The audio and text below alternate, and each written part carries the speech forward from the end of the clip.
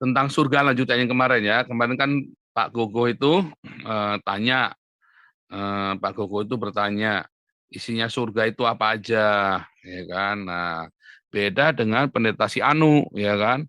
Yang ngaku-ngaku naik turun surga, pergi ke neraka segala macam. Ah, itu pertanyaan yang aneh. Kalau saya gini loh ya, Anda itu kitab sucinya apa? Ya, apa yang Anda percaya? Anda lebih percaya omongan orang atau percaya kitab sucinya? Kalau saya lebih percaya apa Alkitab berkata apa daripada omongan orang, ya. Karena orang bisa ngarang-ngarang, mendingan saya ngaku nabi sekalian. Ya kan? Saya nabi, saya boleh aja ngarang-ngarang. Namun saya sebagai nabi ke-26, saya memberitakan apa yang tertulis di dalam Alkitab. Nggak boleh ngarang-ngarang. Sama seperti Tuhan Yesus, aku datang untuk menggenapi, bukan untuk merubah-rubah kitab suci, tapi untuk menggenapinya. Ya, nggak boleh dirubah-rubah, jangan melampaui yang tertulis. Kalau ada orang yang berani melampaui yang tertulis, itulah awalnya kesesatan. Disitulah awalnya kesesatan. Ya, nah kita ingat balik lagi ya, yang tertulis saja. Ini yang tertulis di Alkitab.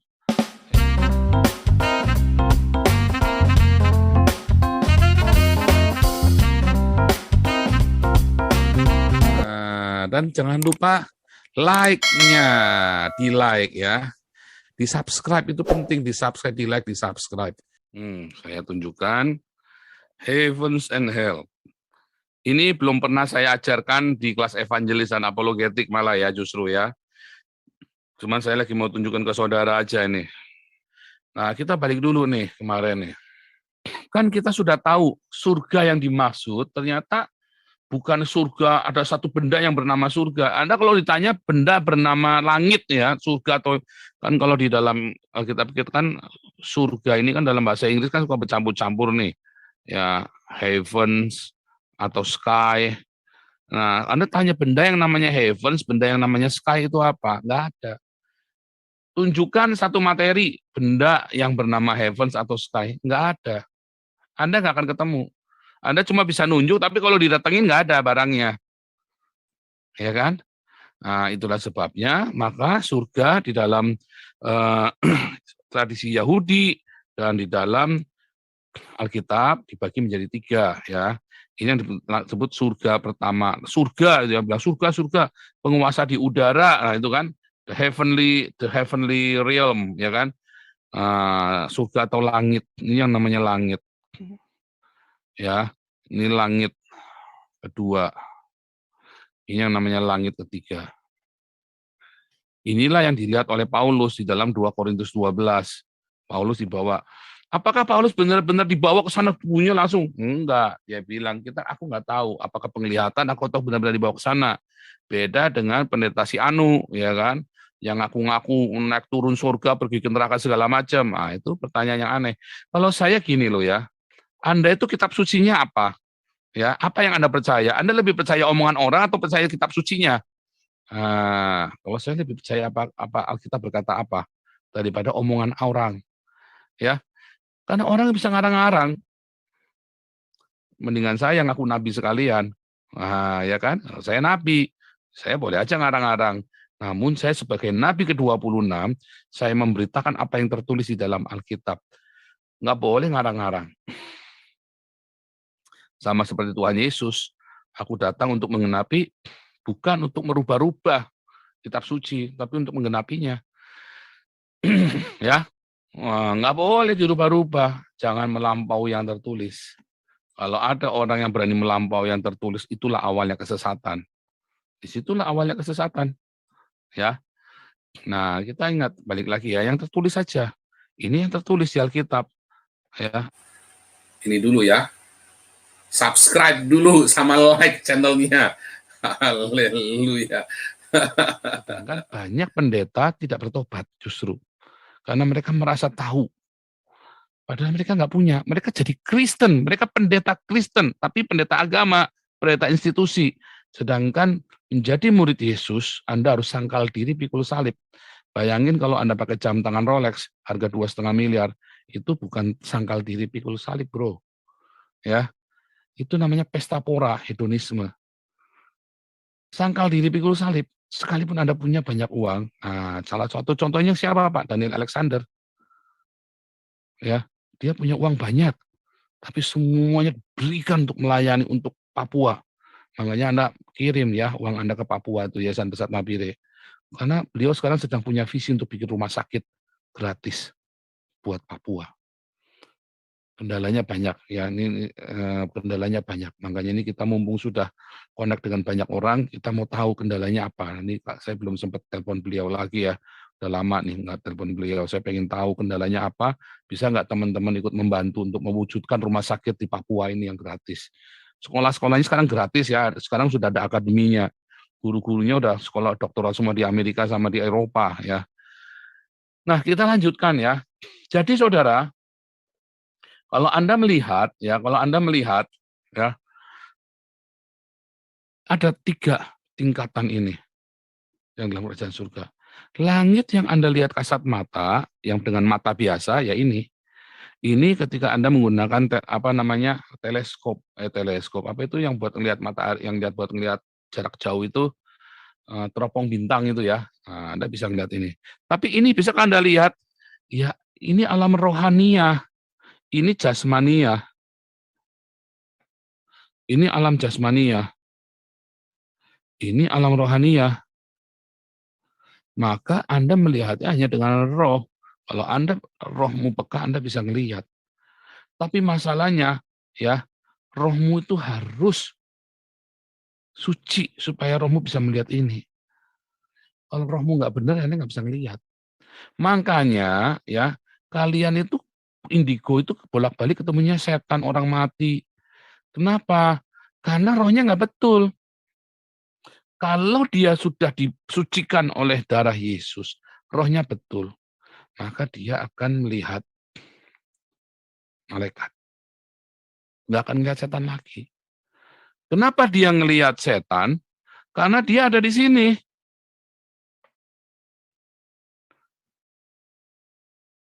Dia ada di pihak itu, penguasa di udara, Efesus 6.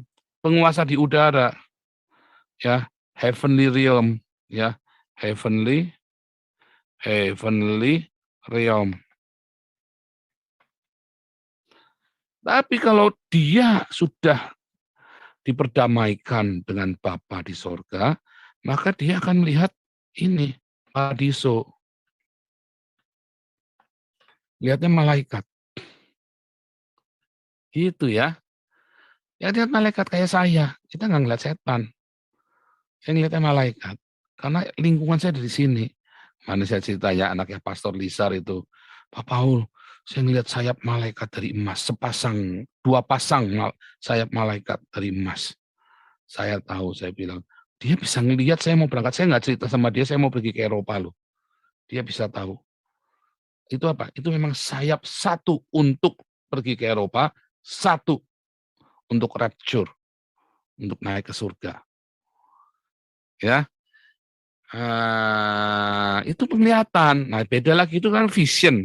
Kalau vision ini kan adalah sebuah metafora, ya kan? Sesuai apa yang dia pahami maksudnya. Artinya setiap orang bisa berbeda-beda cara ngomongnya, karena itu vision. Tetapi yang tertulis di Alkitab, tertulis. Nggak boleh kita lewatin, nggak boleh kita lampaui. Kalau dia melihat malaikat, bisa. Ya, nah itu kemarin ya kita sudah tahu bayangannya ya. Jadi sekarang kita mau, ini baru Firdaus, paradiso. Nah, kita lihat dulu sebentar supaya Anda jangan bingung. Ini kan fasenya kan seperti ini. Ini kan kita hidup di hari ini nih. Ini kita hidup di sini. Ya, kita hidup ada di sini. Nanti kita akan mengalami kerajaan 1000 tahun di sini. Sebetulnya di sini ada satu tempat namanya kerajaan 1000 tahun. Kiamat kapan?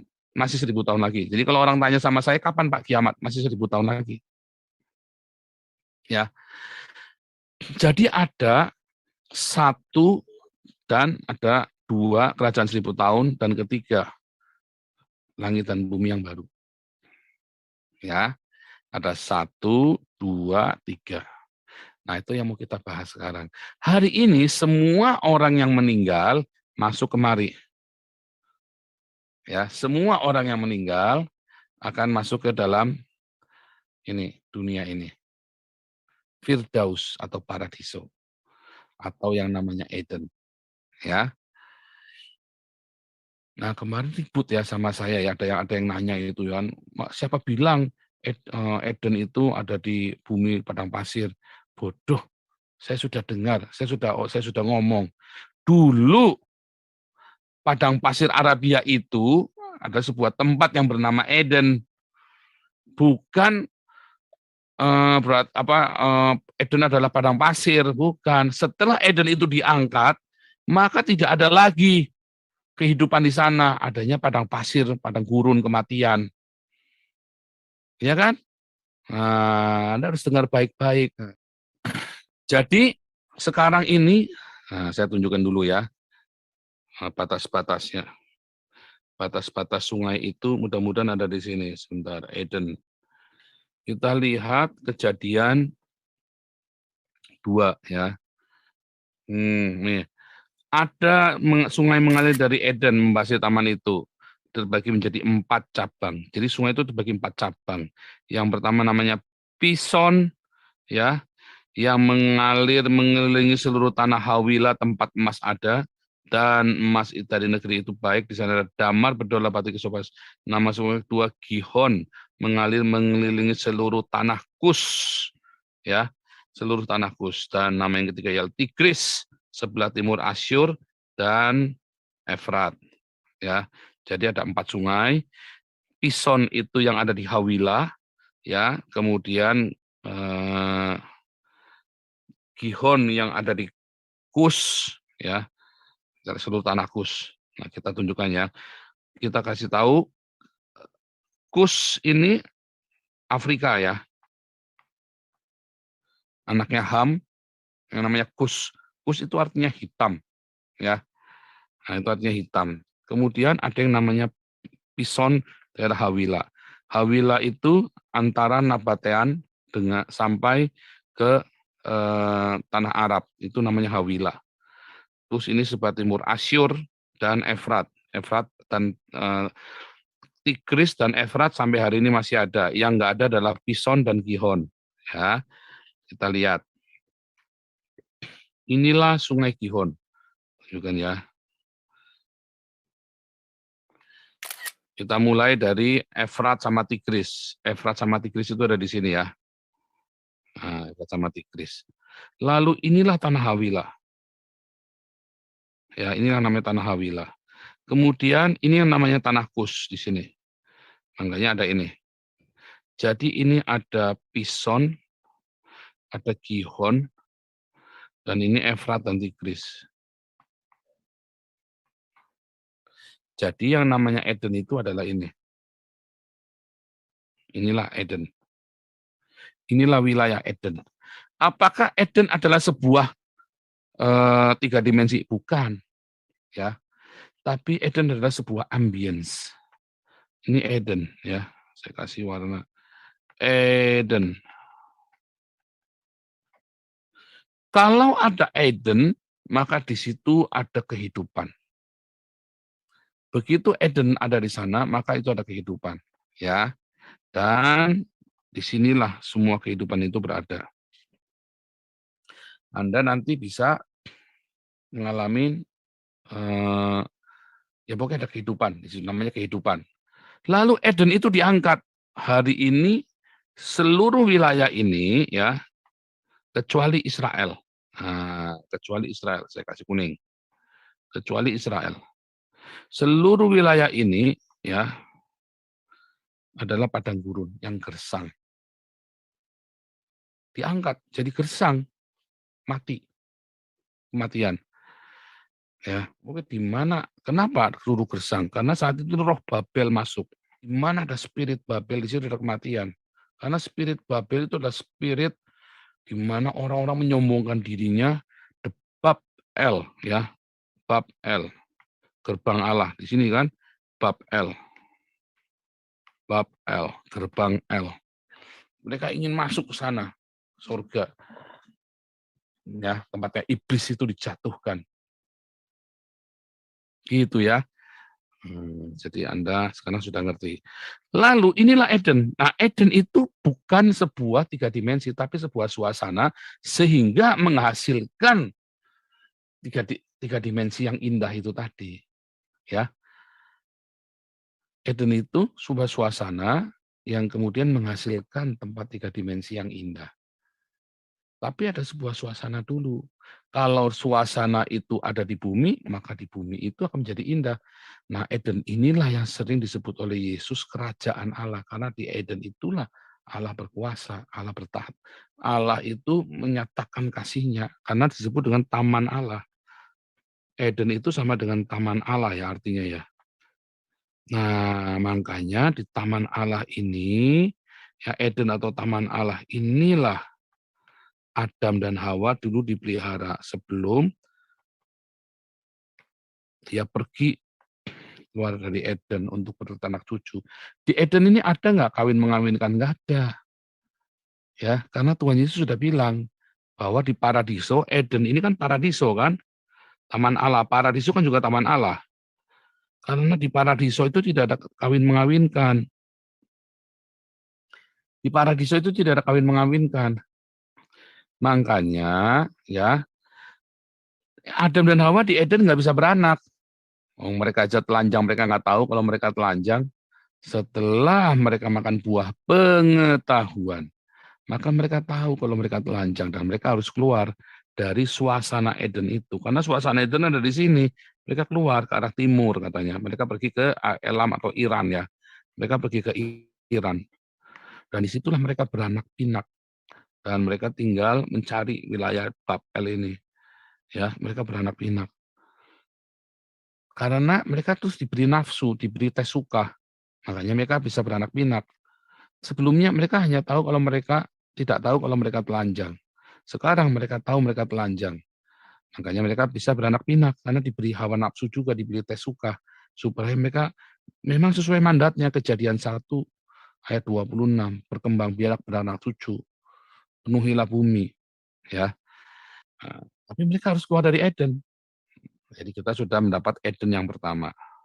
Bentar, ya kita masuk Eden yang pertama. Jadi Eden yang pertama, Edennya Adam dan Hawa adalah suasana ambience ilahi. Makanya menjadi sebuah taman, bisa menjadi sebuah taman, gitu ya. Lalu Adam harus keluar, Eden itu diangkat, suasana itu nggak ada. Jadi rusak, makanya dia rusak. Jadi padang gurun Arabia, ya karena Eden itu hilang diangkat, sirna, ya karena tidak ada yang memelihara, tidak ada yang merawatnya. Kerajaan Allah terus dirawat ya. Di mana itu diberikan, dipercayakan kepadamu, maka kamu percaya. Makanya kalau kamu menikah, kamu itu keluar dari Eden, masuk ke Taman Eden, dan kamu ciptakan Eden itu buat kamu. Minta, datanglah kerajaanmu. Makanya Tuhan Yesus perkataannya apa? Datanglah kerajaanmu, jadilah kehendakmu. Matius 6 ya doanya. Bapa kami di surga, dikuduskanlah namamu, datanglah kerajaanmu. Maka kita bilang kerajaan, datanglah kerajaanmu. Datanglah kerajaan Allah. Kalau orang Islam diberi mandat juga bikin kerajaan Allah. Orang Islam itu namanya khilafah, ya khilafah. Kalau Kristen kita bilangnya Malkut Elohim atau dalam bahasa Yunani-nya Basileia Tauteo. Basileia Tauteo. Ya, di mana Yesus yang adalah rajanya. Kalau Yesus adalah raja kan kita jadi hamba sahaya. Jangan kita suruh-suruh Yesus, perintah-perintah Yesus kurang ajar. Tapi kalau di dalam Malkut Elohim atau Basileia atau kerajaan Allah, maka seorang suami harus mengasihi istrinya, nggak boleh. Suami-suami kasihilah istrimu supaya doamu jangan terhalang, nggak boleh dipukul, ya, nggak boleh. Nah, dimulai dari keluarga kita. Kalau Anda yang ya kerajaan Allah itu dimulai dari keluarga, moralitas, nilai-nilai ada di mana di hati. Jorok itu mulainya dari kepala, dari sini, Pak. Makanya harus metanoia. Nah, makanya Tuhan Yesus ajarin kita datanglah kerajaan Allah menghasilkan apa? Supaya kembali, Eden itu kembali ke dunia ini. Supaya Eden itu kembali. Ya kan? Lalu kembali nggak? Kembali. Dalam bentuk kerajaan 1000 tahun. Inilah kerajaan 1000 tahun. Ya, ini yang kemudian nanti disebut ini jadi kerajaan 1000 tahun. Ya. Jadi kita pertama ada Edennya Adam dan Hawa. Lalu kita tahu ada nanti kita menunggu kerajaan 1000 tahun. Lalu kalau nggak datang-datang, selama kita menunggu, ya kita ada mati. Ketika kita mengalami kematian, kita masuk ke tempat yang namanya paradiso. Seperti yang dilihat oleh Paulus. Nah, nanti kita sekarang punya dua ya, kalau kerajaan 1000 tahun dan paradiso. Punya tiga sama Eden. Eden isinya apa? Eden adalah sebuah suasana yang menghadirkan sebuah taman 3 dimensi sehingga Adam dan Hawa bisa dipelihara di sana.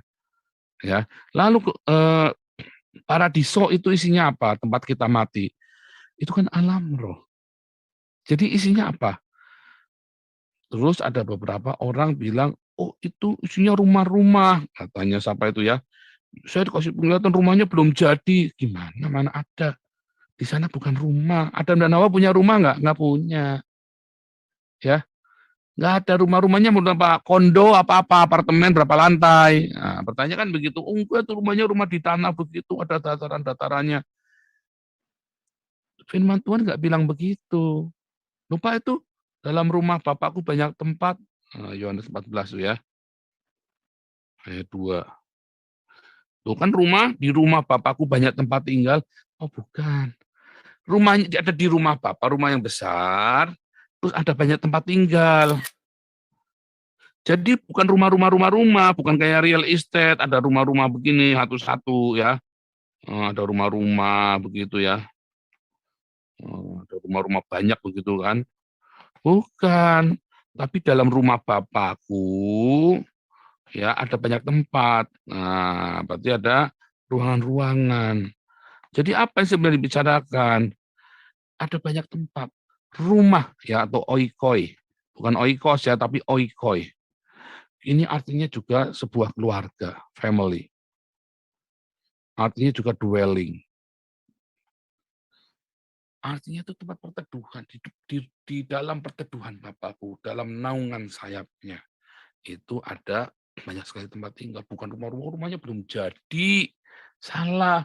Jadi di Firdaus itu bukan kayak rumah-rumah real estate. Kalau Anda pergi itu bukan. Nggak perlu rumah. Lawang nggak hujan, coba gunanya rumah buat apa? Supaya kamu hujan jangan kehujanan. Supaya jangan kedinginan. Nah kalau nggak perlu itu semua, nggak perlu rumah.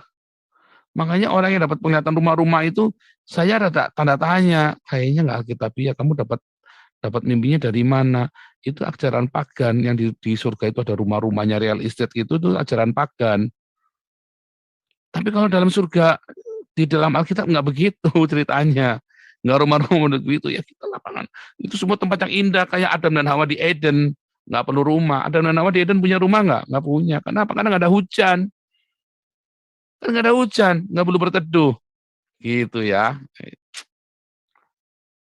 Baca yang teliti. Jadi nanti kalau Anda nanti mati masuk surga, gitu, Anda mati terus pergi ke sekarang mati itu aja sebelum datang kan. Jadi Anda perginya ke paradiso, ke Firdaus itu. Anda nggak akan ada rumah-rumah di sana dan nggak perlu karena tempat di sana itu sebuah tempat yang indah. Indah itu apa maksudnya indah? Apakah sebuah taman? Ya, karena paradiso artinya taman. Tapi taman yang seperti apa? Ya taman. Ada keindahan di sana. Ya. Tetapi apakah kita sebuah taman 3 dimensi? Bukan. Bukan sebuah taman 3 dimensi, tapi alam rohania. Karena yang masuk ke dalam paradiso adalah alam rohania. Jadi paradiso adalah sebuah suasana, ingat. Dan itu adalah suasana yang rohania. Makanya alamnya alam rohania. Yang definisinya indah itu adalah sebuah, yang masuk ke sana apa jiwa kan. Jadi yang Anda lihat adalah sebuah memori yang indah. Semua memori yang indah ada di sana. Karena ketika Anda masuk ke sana, kan jiwanya yang masuk kan, dan Anda sudah diperdamaikan dengan Kristus. maka semua memori yang tidak baik itu diperdamaikan oleh Kristus, ditebus, dan Anda tidak perlu bawa ke dalam paradiso. Itulah sebuah taman yang indah. Ya, jadi jangan khawatir ada ulet bulu di sana ya, nggak usah mikir begitu. Suatu ketika orang nanya, ya ada anak dari tempat saya melayani, anak-anak Down syndrome, Pastor, apakah di surga ada toilet? Nah, pastor yang seniornya itu bilang, oh ada, saya bingung. Terus saya pulangnya saya nanya, emang di sana ada orang buang air besar? Saya bilang begitu kan.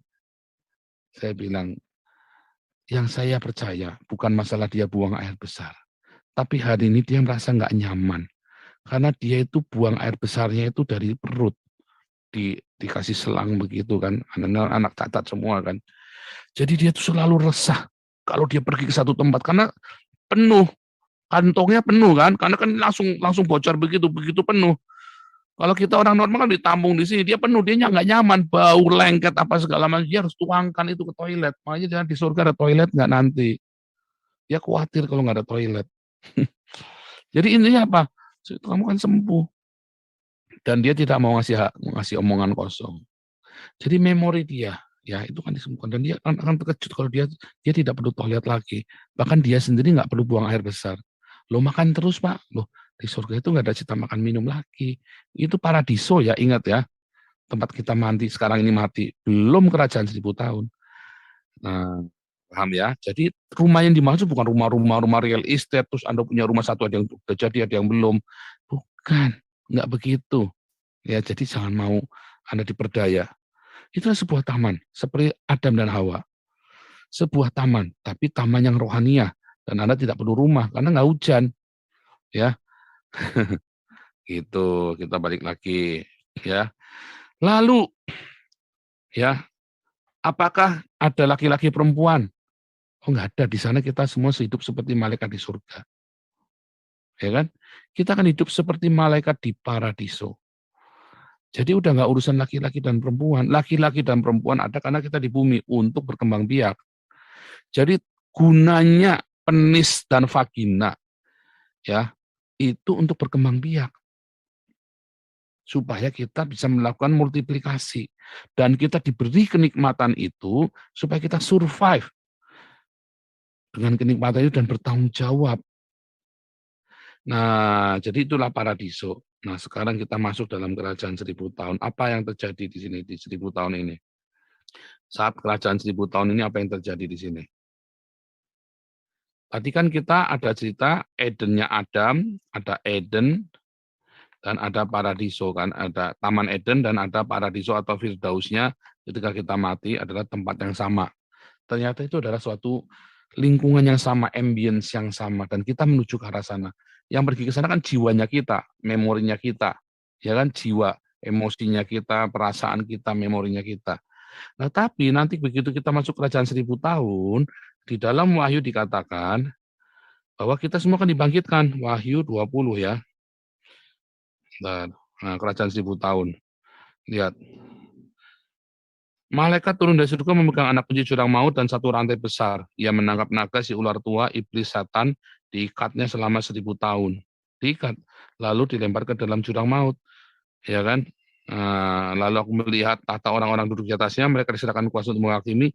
Aku juga melihat jiwa-jiwa yang dipenggal kepalanya karena kesaksian tentang Yesus dan karena firman Allah, yang tidak menyembah binatang itu, yang tidak menyampaikan patungnya, yang tidak menerima tanda syahid dan tangan mereka, mereka hidup kembali, ya dibangkitkan. Mereka hidup kembali dan memerintah sebagai raja bersama dengan Kristus untuk masa 1000 tahun. Yang diperintah adalah orang-orang yang lolos dari pembantaian di sebelum kerajaan 1000 tahun. Karena akan ada bencana yang luar biasa sekali ya.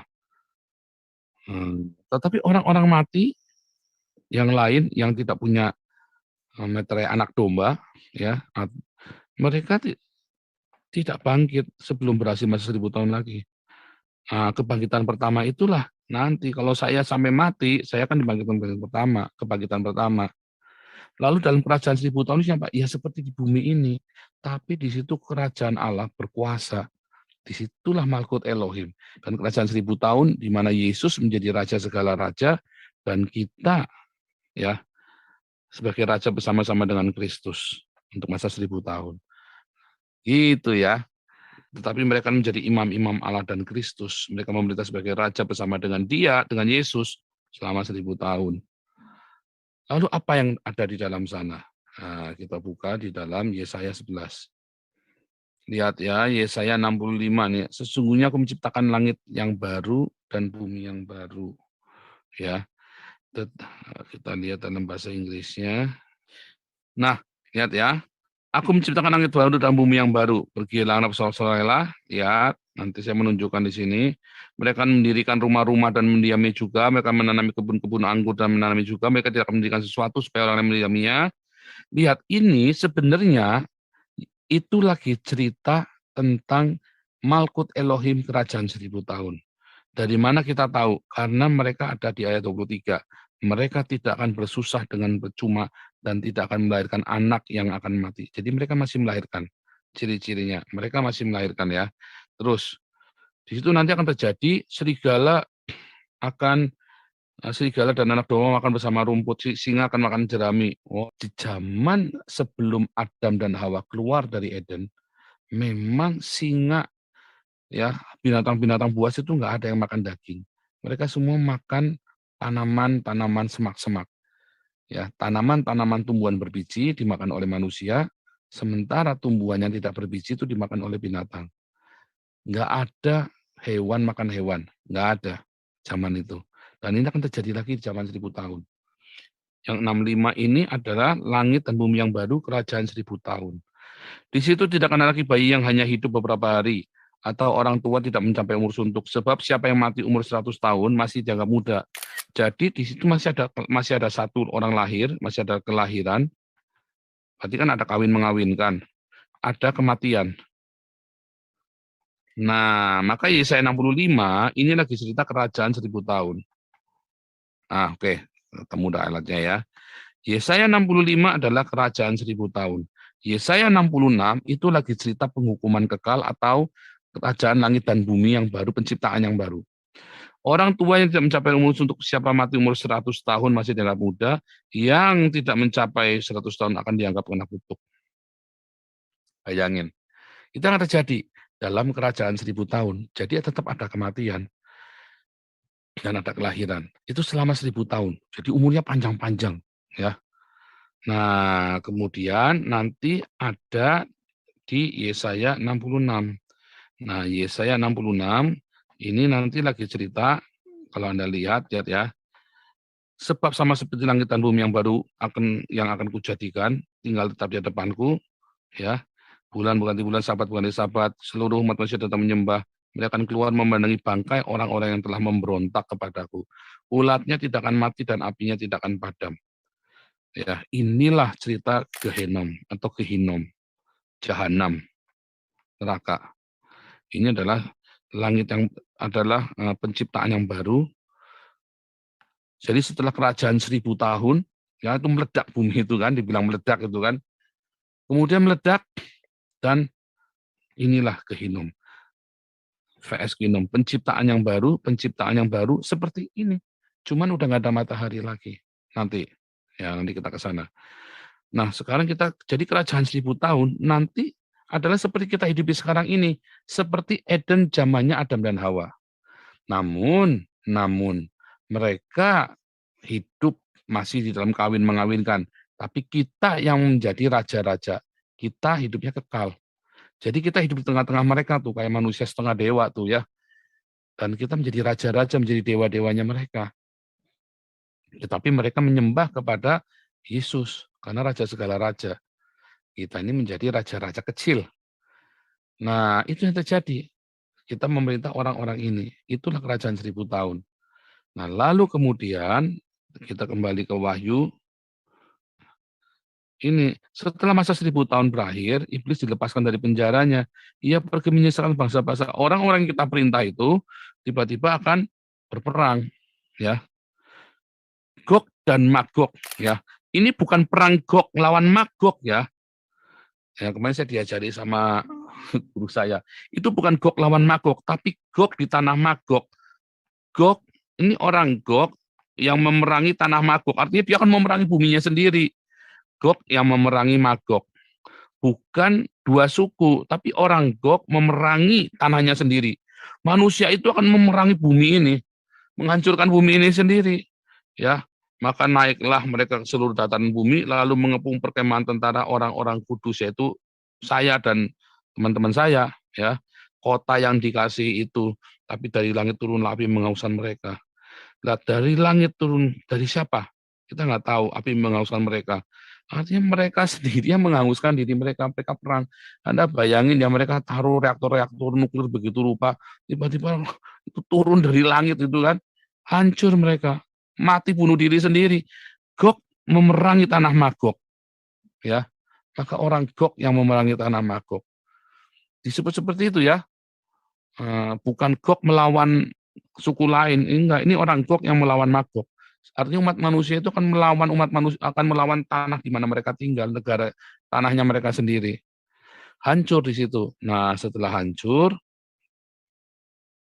ya, lalu baru aku melihat tahta putih besar di atasnya, daripadanya lenyaplah bumi dan langit. Nggak ada lagi. Nah, aku melihat orang mati besar kecil, lalu maut dan kerajaan maut dilemparkan ke dalam lautan api. Itulah kematian kedua. Gitu ya. Jadi isinya apa nanti di langit bumi yang baru? Nah, saya tunjukkan.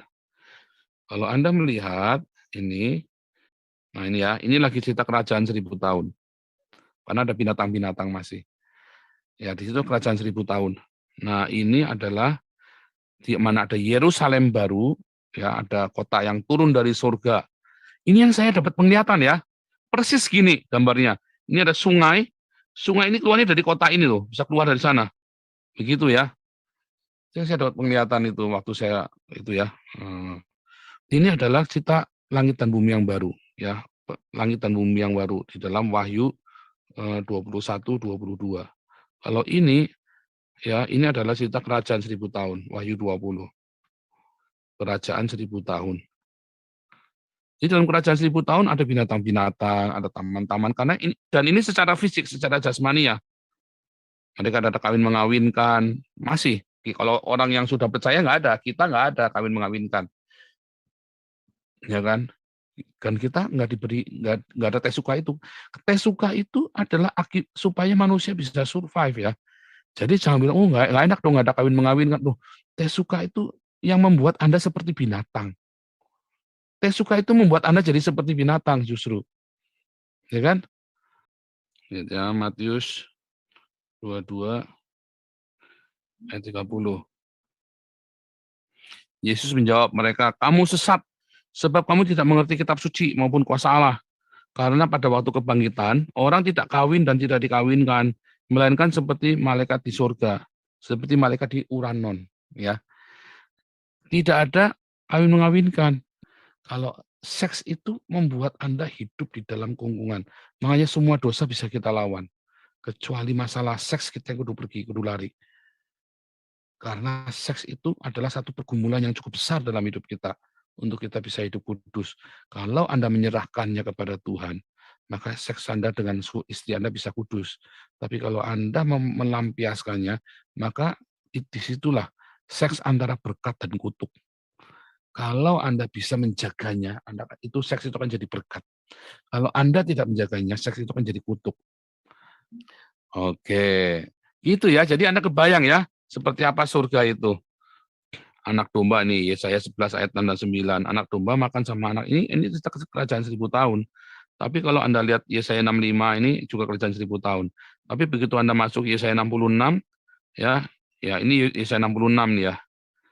Ini langit dan bumi yang baru, di mana ada langit dan bumi baru dan ada di situ ada neraka. Gitu ya. Oke. Kita stop dulu di sini. Ini dulu ya. Subscribe dulu sama like channelnya. Haleluya. Itu kalau kikanya sendiri yang udah setengah dewa itu ya, itu berarti udah selama-lamanya kekal bagi Pak Paul Iya, ya. itu udah kekal kan, makanya orang yang dibangkitkan pada kebangkitan pertama tidak akan mengalami kematian yang kedua kan. Oh, Nanti kita nggak mati lagi, oke oke oke nggak Pak, bisa udah dibunuh paham. lagi. Kita kayak apa, orang kita nggak ada, nggak, kita punya tubuh jasmanianya, jasmani, tubuh kebangkitan loh, tubuh kemuliaan yang nggak bisa mati gitu. Jadi nggak bisa di apa-apain kita. Mereka cuma bisa ya nyerang-nyerang, tapi nggak bisa apa-apa karena kita kan kekal. Manusia di Eden itu, manusia diciptakan, didesain dari pertama memang untuk melahirkan loh, untuk kawin mengawinkan. Tetapi dalam tubuh kemuliaan itu tidak didesain untuk kawin mengawinkan. Jadi apakah Adam sama dengan tubuh kebangkitan Yesus? Tidak. Adam itu sama dengan Yesus waktu di muka bumi ini. Nah, bedanya Adam itu memang bertugas untuk menghasilkan benih jasmani. Roma ya, Paulus berkata begitu kan di dalam Roma. Sedangkan Yesus untuk melahirkan benih rohaniah. Nah, tubuh kebangkitan adalah tubuh Yesus yang baru. Bukan Adam pada mula, bukan. Karena Adam yang mula-mula itu tubuhnya sama dengan Yesus.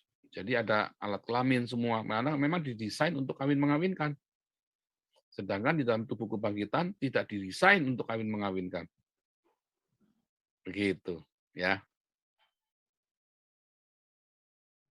Dan Tuhan pun belum memberikan tes suka. Tes suka itu diberikan di Kejadian 3. Engkau akan birahi. Engkau akan tes suka.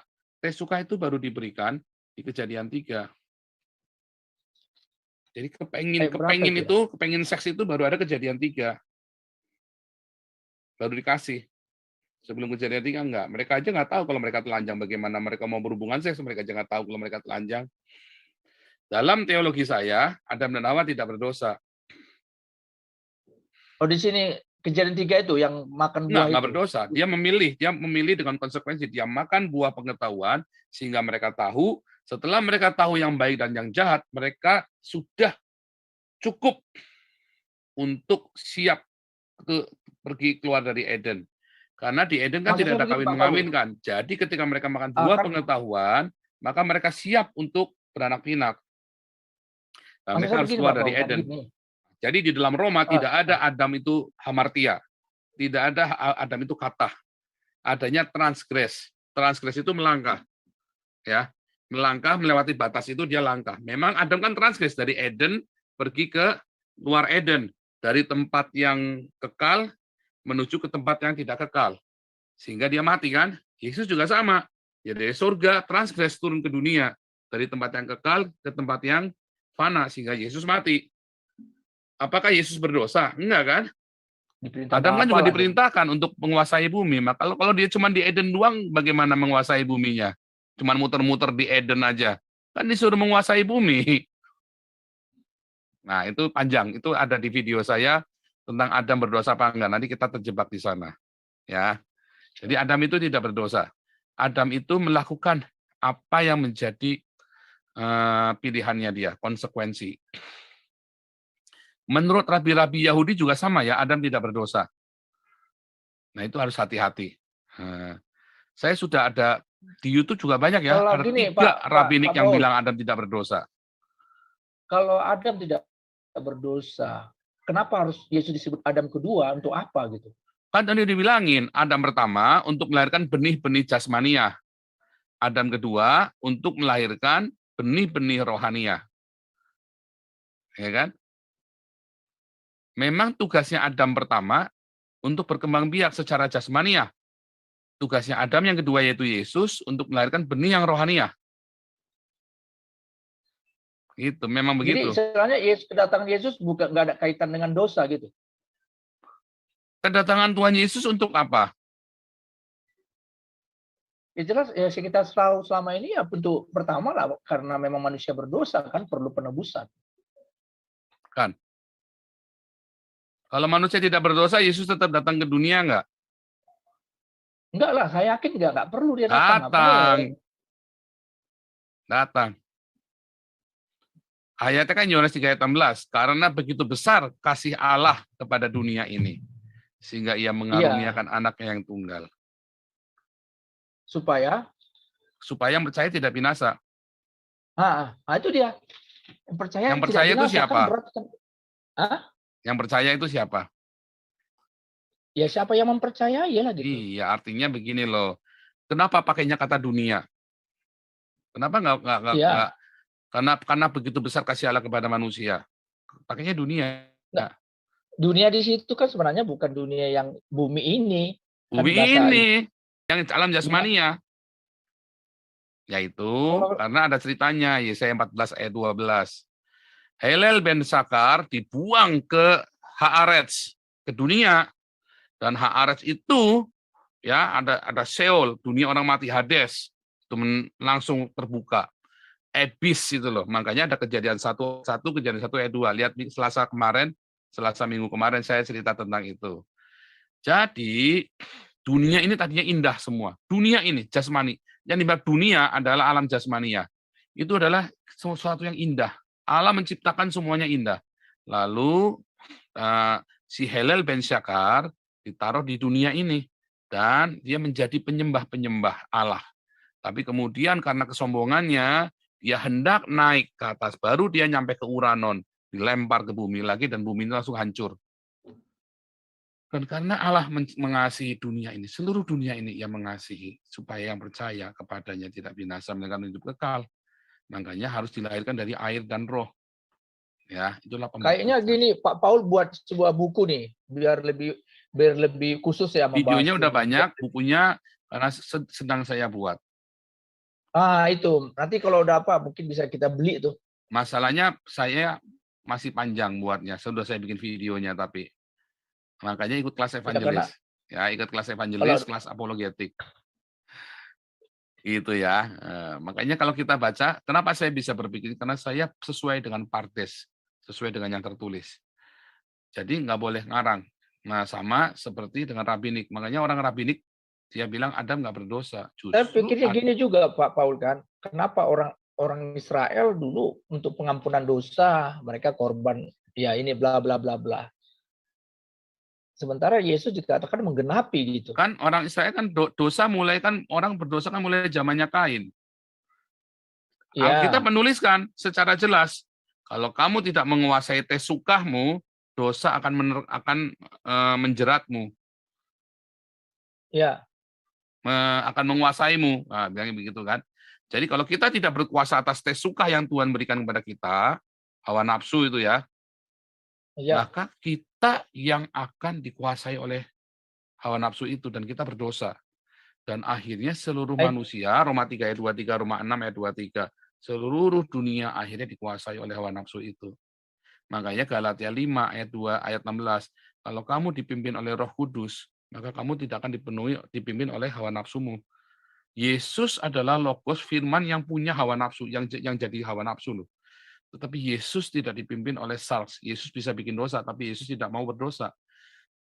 Jadi kita Cuma bisa yang nggak? belum Bisa kalau kita dipimpin oleh roh. Bagaimana caranya supaya tidak hidup dengan hawa nafsu? Hiduplah dipimpin oleh roh. Apakah hawa nafsu itu dosa? Bukan. Hawa nafsu itu tidak salah. Yang salah adalah kalau kita tidak bisa memanage-nya dengan benar. Tetapi kita malah dikontrol oleh hawa nafsu itu. Itulah yang dosa. Jadi punya hawa nafsu itu tidak salah. Yang salah kalau kita tidak mengontrolnya. Pak, pada saat kita nanti berada di masa 1000 tahun, kita kan telah menggunakan tubuh kemuliaan. Jadi tubuh yang fana itu diubahkan menjadi tubuh kemuliaan. Apakah tubuh kemuliaan tersebut sama halnya dengan tubuh kemuliaan yang dipergunakan oleh Yesus pada saat dia naik ke sorga? Ya, sama. Kan dibilangkan kan, ia adalah yang pertama yang dibangkitkan, yang sulung. Ya kan? Ia adalah yang sulung. Makanya dibilang kita akan serupa seperti Yesus kan. Ya, Pastor. Nah, kalau dalam ajaran kejawen, manunggaling kawula Gusti itu loh. Tapi kan baru akan. Tidak ada seorang pun yang berkata, aku adalah Bapa. Cuman Yesus saja yang berani bilang begitu. Ya kan, aku sama dengan Bapa. Manunggaling Gusti kan. Aku ini manunggaling Gusti. Nggak ada yang berani bilang gitu. Nggak ada nabi, nggak ada dukun, nggak ada paranormal, nggak ada siapapun yang berani bilang, aku kuloniku manunggaling Gusti Allah. Nggak ada. Akan, semuanya bilang akan. Memang kita semua akan. Yesus itulah yang pertama kali berkata, Kulo niku manunggaling Gusti Allah. Saya ini adalah sama dengan Bapa, baru Yesus tuh. Nah, kita nanti akan sana. Makanya dalam teologinya panteisme bahwa semua Allah itu ada di dalam semua dan kita pun akan terhisap menjadi Allah. Nggak salah juga sebetulnya kan ada konsep itu. Nanti Yerusalem turun dari surga. Siapakah Yerusalem baru turun dari surga berhias seperti kita? Kitalah Yerusalem baru yang turun dari surga yang berhias seperti mempelai wanita, ya kan? Nah, kitalah Yerusalem baru itu. Artinya apa? Ya kita ini tubuh Kristus. Manunggaling kawula Gusti itu tadi kan. Tapi kan baru akan. Yang berani bilang sekarang, aku adalah Sang Gusti itu, Yesus. Gitu ya. Baik, Menarik terima ya, kasih. bahwa ternyata kita pun akan bersatu dengan Yesus. Sebelum Maksudnya dibangkitkan itu mereka sebelum tinggal di dibangkitkan. Hades. Tinggal di Hades, Gimana, dunia Pastor? orang mati. Ya, itu bagaimanakah hukuman yang adil untuk sebuah dosa, Pastor? Kan Di semua neraka. semua orang akan diadili menurut perbuatannya. Orang yang tidak di dalam Tuhan. Kalau kita di dalam Tuhan, kita ada penebusan. Ada Tuhan Yesus yang menebus kita. Tapi orang-orang yang tidak di dalam Yesus, dia akan diadili sesuai dengan apa yang dia perbuat. Ya. Yang Kira-kira terakhir, namanya keadilan apa coba? Apa sih yang dihukum di neraka? Kan kemarin sudah diceritain, yang dihukum apa kan jiwanya kan? Yang di neraka itu kan jiwanya. Iya. Jiwanya itu yang menghukum dia sendiri. Tadinya sebelum diadili, dia sudah merana di dunia orang mati itu dia lagi ngutukin dirinya sendiri. Orang yang biasa berzina, orang yang biasa mengutuki, orang yang tidak pernah bersyukur, orang ya kan akan di dunia orang mati dia nunggu dengan beban-beban itu semua, dengan beban moral itu, dengan beban jiwanya dia. Makanya orang lagi banyak utang jangan bunuh diri, salah. Hadapi, bereskan dengan Tuhan Yesus. Ya sampai Anda bisa membereskan semua itu, Anda mendapat pengampunan dan semua. Ya, Anda yang hidup di dalam kehancuran, Anda yang hidup dalam putus cinta segala macam, bereskan sampai hatimu beres. Kalau hatimu tidak beres, dikejar sampai ke dunia orang mati. Bereskan sama Tuhan Yesus, ya Tuhan Yesus yang sanggup mendamaikan kita dengan diri kita. Kalau enggak itu dikejar sampai ke dunia orang mati. Nah, kemudian masuk masa penghakiman lagi, dikasih tahu ini loh, kamu salahnya di sini-sini. Kita tambah lagi menderita. Udah kemarin kita lagi di alam dunia orang mati, kita lagi mikirin badan kita, ditambah lagi nanti di dalam penghakiman itu dikasih tahu. Kita nggak bisa mengelak. Sebelum ada penghakiman, kita bisa berkelit. Ini kan dulu saya susah karena orang tua saya hamil sebelum menikah. Dulu kan saya susah karena putus cinta. Kita bisa nyalain orang lain tuh di alam dunia orang mati, kita bisa nyalain tuh kayak si Lazarus dan orang kaya. Orang kaya ini bisa bikin ini, bisa bikin itu kan. Tetapi begitu di hari penghakiman dibuka semua, kita nggak bisa berkelit, dibuka semua. Dan itu menderita sekali kalau kita udah tahu bahwa itu ternyata kesalahan kita sendiri semuanya. Kita nggak bisa salahkan orang lain, bahkan kita nggak bisa salahkan iblis. Ya kan? Wah itu menderita, itulah, dan itu kekal. Dan itu kekal. Kita nggak bisa berpura-pura lagi, nggak bisa mengelak. Nah itu jiwa kita loh yang dihakimi loh. Nah, jadi jangan minta keadilan, nanti titiknya dijepit, lidahnya ditarik, nggak ada yang begitu, nggak ada. Yang lebih menderita adalah jiwa yang tertekan. Udah bodoh, kita tahu ternyata kebodohan itu kesalahan kita sendiri, dan itu kekal lagi kita. Wah itu mengerikan sekali itu. Itu adalah hukuman yang paling mengerikan loh, dan itu jiwanya kita loh yang ada di sana, bukan tubuh jasmaniahnya. Ya, jadi di dalam firman Tuhan pun disebutkan di rumah Bapakku banyak tempat tinggal. Jika demikian tentu aku mengatakan kepadamu, sebab aku pergi ke situ untuk menyediakan tempat bagimu. Yang menjadi pertanyaan Pastor dalam Wahyu 7 ayat 4, dan aku mendengar jumlah mereka yang dimateraikan itu 144.000 yang telah dimateraikan dari semua suku keturunan Israel. Seperti yang disebutkan suku Yehuda, Ruben, Gad, Aser, Naftali, Manasye, Simon, Lewi, Isakar, Sebulon, Yusuf, Benyamin, dan lainnya. Nah, yang menjadi pertanyaan Pastor, bagaimana dengan kita? Nah, ayat 9-nya dibaca. Kemudian daripada itu aku melihat sesungguhnya suatu kumpulan besar orang banyak yang tidak dapat terhitung banyaknya dari segala bangsa dan Nah, itulah suku. kita. Oh, siap-siap, Pastor. Ya, Jadi kita berdiri di termasuk hadapan siapa saja? tahta dan di hadapan domba, memakai baju jubah putih dan memegang daun palem, ya kan? Nah, itulah kita, Siap. ya kan? Jadi termasuk kita ya, Pastor ya, puji Masuk Tuhan. kita kan segala bangsa, suku, kaum dan bahasa.